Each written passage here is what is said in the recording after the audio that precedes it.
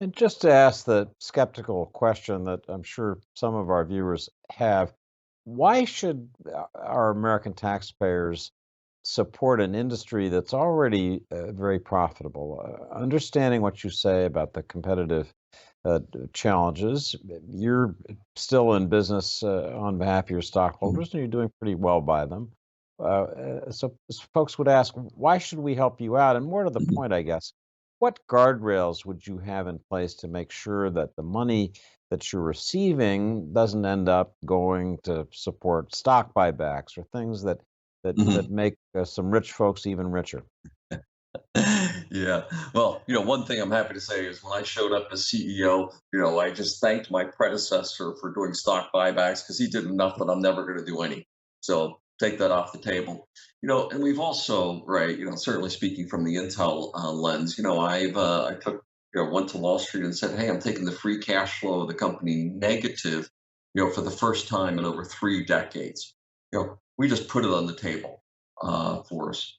No, those concerns, though, I think are very appropriate, and I do think there's some aspects of guardrails, that clawbacks, other things, if the you know guardrails that are established for this aren't exercised properly. So, we're not bothered by those discussions. There's also questions of China competitiveness and export policies. But the U.S. government has a lot of tools in these areas already, and it's an incentive package. You want to create the motivation for companies like ours, but also companies like TSMC, Samsung, SK, Hynix, Micron, Texas Instrument. These companies invest more in the US.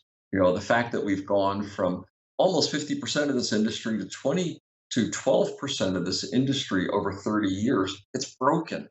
When I had this conversation with EU Commissioner Margaret Vestager, she says, why should we get involved? The same question, why should there be government subsidies? And she said, we should only get involved where there's market failure. And I said, Marguerite, Europe has gone from 44% to 8% and predicted to be less than 5%. If that's not market failure, please tell me what is. And I think against this, you have to say that generally, free market is the right policy. It is the power of our nation, but that is inadequate when major industrial effects across the world are not playing by the same rules. We need to be building our policies for the outcomes we desire, not just based on a simple policy view that was established for decades and was never really negotiated as a policy.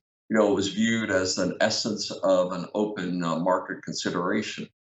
I do believe that fundamentally we have to say certain technologies, certain industries are critical to the nation's future. But furthermore, it's also critical for our national security, right?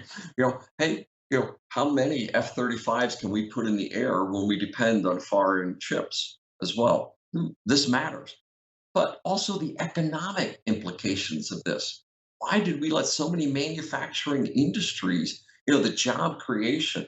This is a great industry. We create wonderful jobs, across the entire spectrum. Construction, leading, construction. Every job I put in place, our estimates show we create 7 jobs in the communities that we're in. We're not building a fad. We are building a small city, David, when we start these types of projects. There is so much economic good, national security good, and long term policy good. That's why this deserves the support of the United States.